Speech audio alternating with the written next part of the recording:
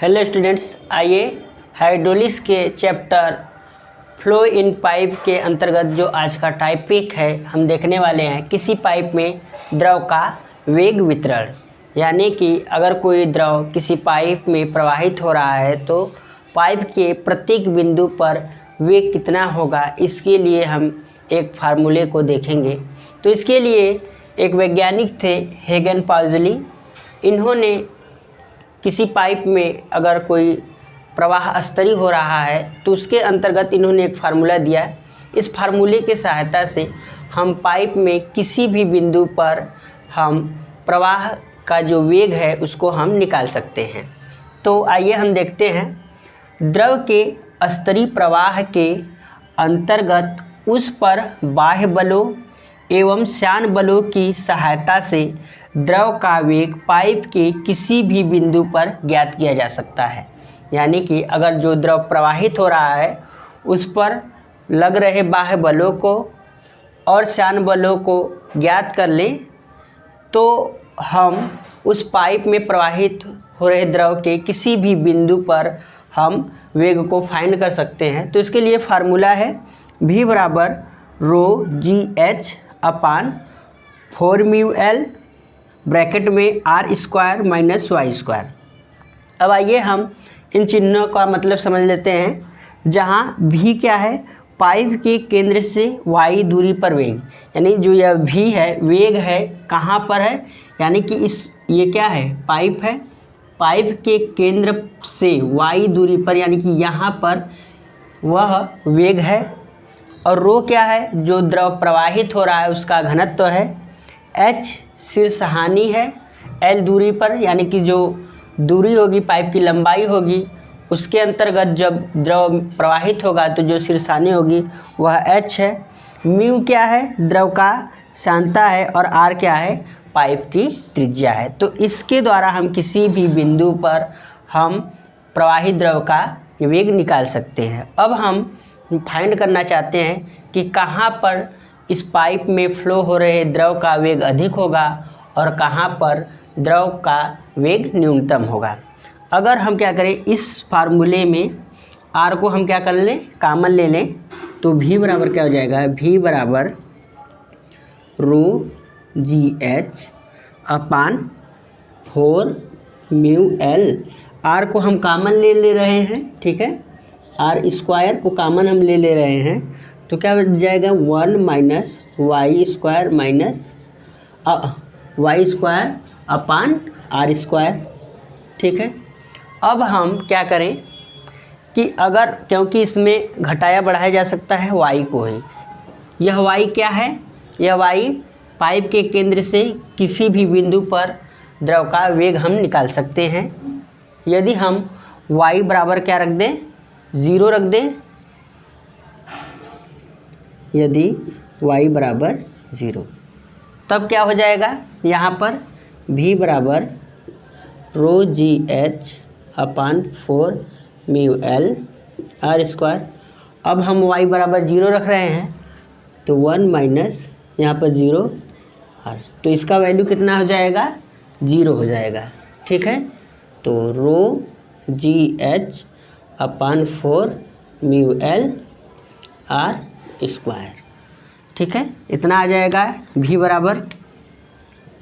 तो इस प्रकार से जो यह वेग होगा, यह जो वेग प्राप्त होगा, यह क्या होगा, यह वेग जो होगा वह मैक्सिमम होगा, V मैक्सिमम होगा, ठीक है। तो यानी कि द्रव का जो, यानी कि अगर किसी पाइप में द्रव प्रवाहित हो रहा है तो उसका वेग कहाँ पर होगा, केंद्र पर सबसे अधिक होगा। यानी कि यहाँ पर क्या होगा, y बराबर 0 का मतलब क्या है, पाइप के केंद्र पर। तो इस प्रकार से पाइप के केंद्र पर जो द्रव का वेग होगा वह सबसे मैक्सिमम होगा यदि y बराबर r, ठीक है। इसको हम रख देते हैं। तो यहाँ पर क्या हो जाएगा, V बराबर रो जी H R square upon 4 mu L, ठीक है। अब यहाँ पर 1 माइनस, अब क्या रख रहे हैं हम, y बराबर r रखते रहे हैं तो वाई स्क्वायर तो r square upon r square, तो ये क्या हो जाएगा कैंसिल, और 1 1 क्या हो जाएगा, 1 में से 1 को हम माइनस करेंगे तो कितना आ जाएगा, 0 आ जाएगा। तो इस प्रकार से ये पूरा वैल्यू क्या हो जाएगी, 0 हो जाएगी, 0 हो जाएगी। तो इस प्रकार से हम देख रहे हैं कि जब y का मतलब y बराबर r कर दे रहे हैं, यानी कि इस बिंदु पर पाइप के सतह पर जो द्रव का वेग होगा वह क्या होगा, 0 होगा। इसको हम भी मिनिमम कर दे रहे हैं, ठीक है। तो इस प्रकार से हमने एक निष्कर्ष निकाला कि y बराबर जब 0 है, यानी कि केंद्र पर जो वेग आ रहा है वह मैक्सिमम आ रहा है। जब हम y बराबर r रख दे रहे हैं, यानी कि y बराबर जब यहाँ पर देख रहे हैं कि द्रव का वेग कितना हो रहा है, तो भी मिनिमम कितना आ जा रहा है, 0। तो इस प्रकार से हम कह सकते हैं पाइप प्रवाह में द्रव का अधिकतम वेग केंद्र पर तथा न्यूनतम वेग यानी 0 पाइप की जो ये सतह है वहाँ पर होता है। तो इस प्रकार से हमने प्रवाह कैसा होना चाहिए, प्रवाह स्तरीय होना चाहिए। तो जो मैक्सिमम वेग होगा वह यहाँ पर होगा और मिनिमम वेग कैसा होगा, यहाँ पर। तो इस प्रकार से जो डायग्राम बनेगा परवलयाकार बनेगा। तो इस प्रकार से स्तरीय प्रवाह में किस प्रकार से डायग्राम होता है, परवलयाकार होता है। अब यहाँ पर अगर हम, क्योंकि जो द्रव प्रवाहित हो रहा है उसके प्रत्येक बिंदु पर कणों का वेग अलग होगा, तो इसलिए हम गणना करते हैं तो मीन वेलोसिटी लेते हैं, एवरेज वेलोसिटी लेते हैं। तो इस प्रकार से हम औसत गति कितनी होगी, औसत द्रव की गति यानी कि भी एवरेज कितना हो जाएगा, अगर अधिकतम और न्यूनतम बटे 2 यानी भी मैक्स प्लस भी मीन अपान 2। तो यहाँ पर भी मीन क्या है, 0 है, तो भी मैक्स बराबर, तो यानी कि भी एवरेज बराबर क्या हो जाएगा, भी मैक्स बटे 2। तो इस प्रकार से हम एवरेज वेलोसिटी भी हम फाइंड कर सकते हैं हेगन पॉइज़ली के फार्मूले द्वारा।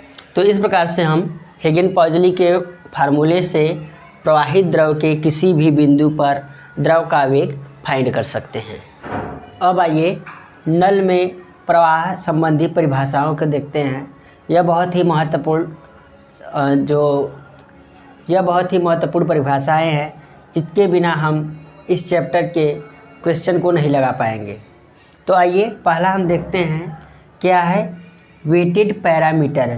भीगी परिमाप किसको हम बोलेंगे, पाइप या चैनल की अनुप्रस्थ काट की वह लंबाई जो कि उसमें से प्रवाहित द्रव के संपर्क में रहती है भीगी परिमाप कहलाती है। इसे P से प्रदर्शित करते हैं। इसका मात्रक मीटर होता है। यानी कि भीगा परिमाप किसको बोलते हैं, यानी कि किसी भी पाइप का वह लंबाई, ठीक है, जो द्रव के संपर्क में रहता है उस लंबाई को ही हम क्या बोलते हैं, भीगी परिमाप। इसका मतलब सीधे भीगा से मतलब क्या होता है, यानी कि वह लंबाई जो द्रव से भीगा रहता है वही क्या कहलाता है, भीगी परिमाप कहलाता है। अगर हम बात करें यह वृत्ताकार पाइप का जो भीगा परिमाप कितना होता है, तो हम निकाल लेते हैं।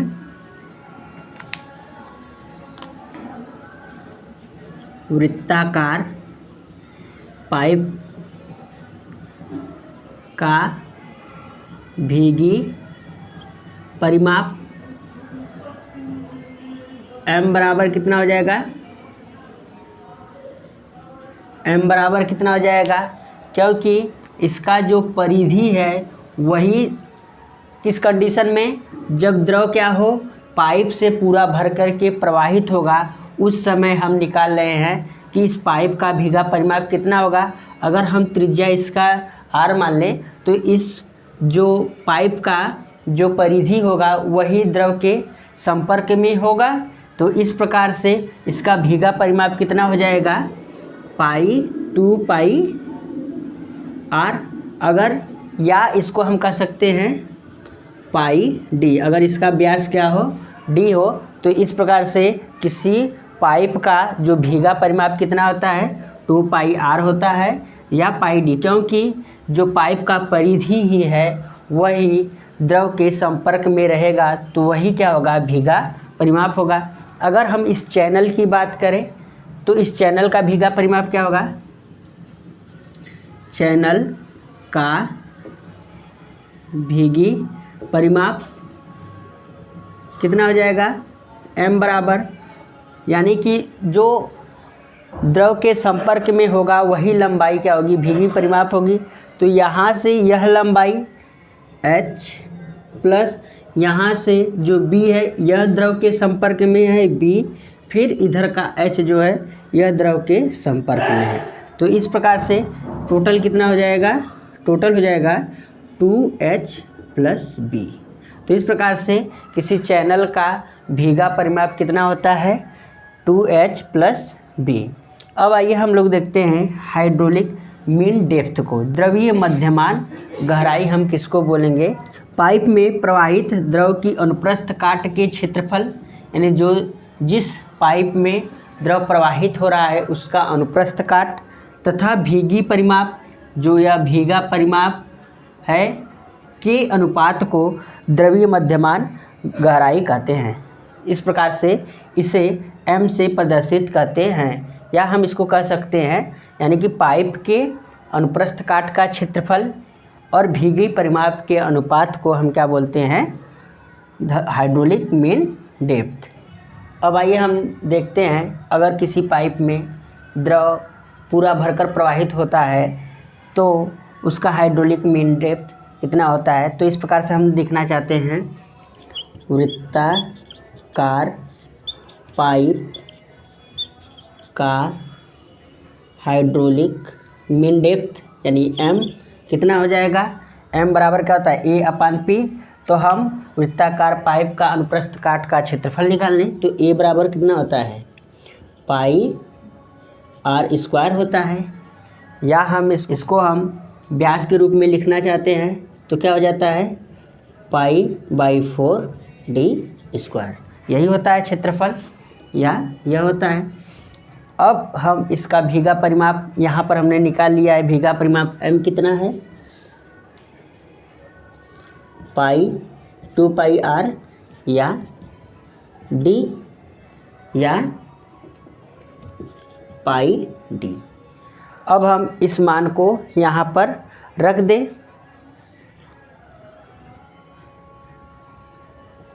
P होगा।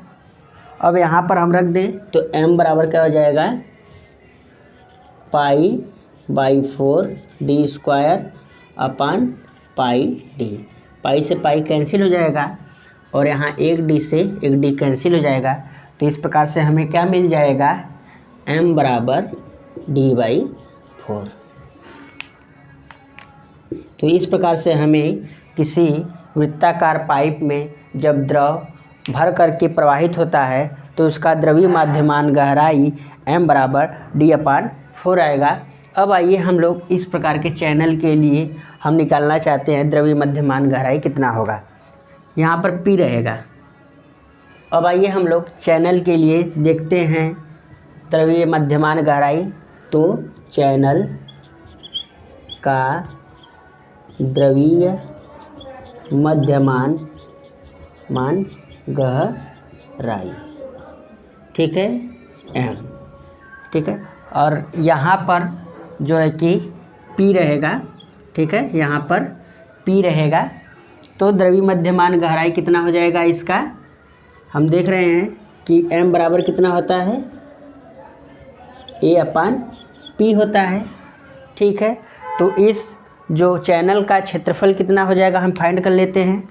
तो जो चैनल है इसका अनुप्रस्थ काट कैसा है, आयताकार है, तो आयत की क्षेत्रफल क्या होता है, लंबाई गुणे चौड़ाई।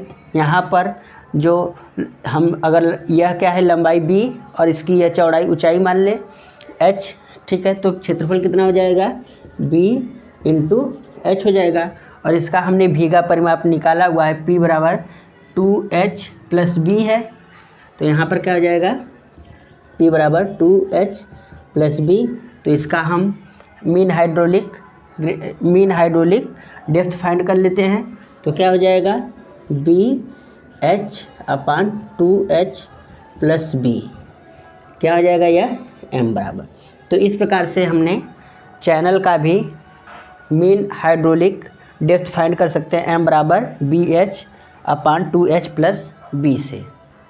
अब आइए तीसरे परिभाषा को देखते हैं, हाइड्रोलिक ग्रेडियंट और हाइड्रोलिक स्लोप, इसको द्रवीय ढाल कहते हैं। ठीक है, किसी पाइप में प्रवाहित द्रव का घर्षण के कारण शीर्ष हानि तथा पाइप की लंबाई के अनुपात को द्रवीय ढाल कहते हैं। इसे I से प्रदर्शित करते हैं, यानी कि अगर कोई द्रव किसी पाइप में प्रवाहित हो रहा है तो घर्षण के कारण शीर्ष हानि तथा पाइप की जो लंबाई है उसके अनुपात को हम क्या बोलेंगे, उसके अनुपात को हम द्रवीय ढाल कहते हैं। तो इस प्रकार से अगर हम मान लें कि घर्षण के कारण जो शीर्ष हानि है वह HF है और जो पाइप की लंबाई L है, तो I बराबर क्या हो जाएगा, I बराबर क्या हो जाएगा, HF/L। यह कैसे आया हम इसको देख सकते हैं इस चित्र के द्वारा। अगर हम मान लेते हैं कि यहाँ पर एक पाइप है, द्रव प्रवाहित हो रहा है और यहाँ पर अगर दाब तीव्रता P1 के कारण जो दाब शीर्ष है P1/ρg है। ठीक है, इतना द्रव है और जब यहाँ से द्रव प्रवाहित होकर के यहाँ पर पहुँचता है तो घर्षण हानि होती है। घर्षण हानि के कारण इसमें क्या होगा, इसके दाब में अंतर होगा। अगर हम मान लें यहाँ पर P2 क्या है, ρg है। ठीक, तो इस प्रकार से हम देख रहे हैं जो यहाँ पर शीर्ष हानि है वह कितना है, HF है। तो हम इसको लिख सकते हैं इस फिगर से, tan थीटा बराबर क्या होता है, यहाँ थीटा बराबर क्या है, यहाँ पर थीटा की जगह पर I हम लिख सकते हैं। तो tan बराबर क्या होता है, लंब बटे आधार होता है। तो यहाँ पर लंब क्या है, HF है। ठीक है, HF, और जो आधार क्या है, यह L है। तो यहाँ पर L हो जाएगा। तो tan I बराबर क्या हो जाएगा, HF/L, क्योंकि यह I का मान बहुत छोटा होगा, यानी tan I का मान बहुत छोटा होगा, तो इसलिए हम I बराबर क्या लिख सकते हैं, HF/L। तो इस प्रकार से जो द्रवीय ढाल है उसका फार्मूला HF/L आता है। तो इस प्रकार से हमने इस वीडियो में हेगेन-पाउज़ली नियम को तथा इससे द्रव से संबंधित महत्वपूर्ण परिभाषाओं को देखा। अगर आपको यह वीडियो पसंद आई हो तो सब्सक्राइब करें। फिर हम अगले वीडियो में मिलेंगे, तब तक के लिए नमस्कार।